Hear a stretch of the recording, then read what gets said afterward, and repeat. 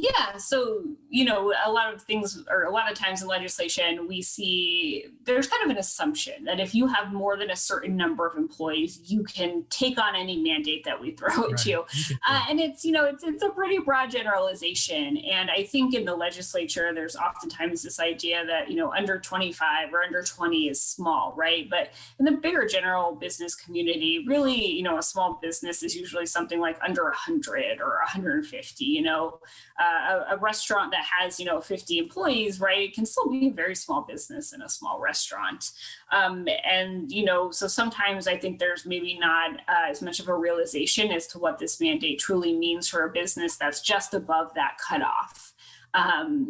Whether that's maybe 52 employees or something like that. And, as we've seen, just I think in my experience as a litigator, but then also with some of our members is, COVID hit all businesses. It wasn't like it didn't touch the big businesses. That's not true, or it had, people I've represented, right, that have very thin profit margins, and they have a lot of employees, but that doesn't necessarily always speak to their financial Right. viability.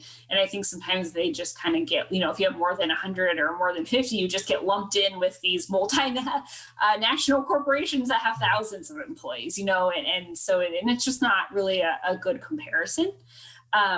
So and we did see this year some efforts to impose mandates on bigger businesses, and a lot of those did get held up.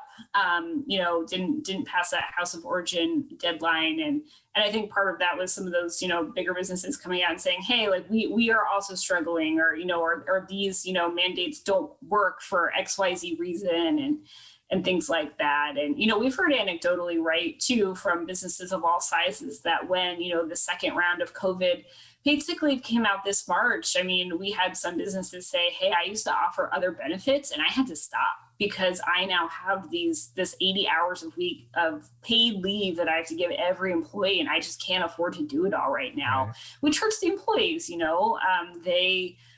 We've heard from one company that was like, I used to help subsidize some childcare, and I can't afford to do that right now. And employees would have rather had that versus this 80 hours. But unfortunately, with some of these mandates, it takes away the flexibility that businesses have to really design benefits, packages and leave programs around the employees and what their employees actually want. So yeah, I think these policies affect businesses of all sizes, and sometimes affect businesses, I think, in ways that the legislature may not realize.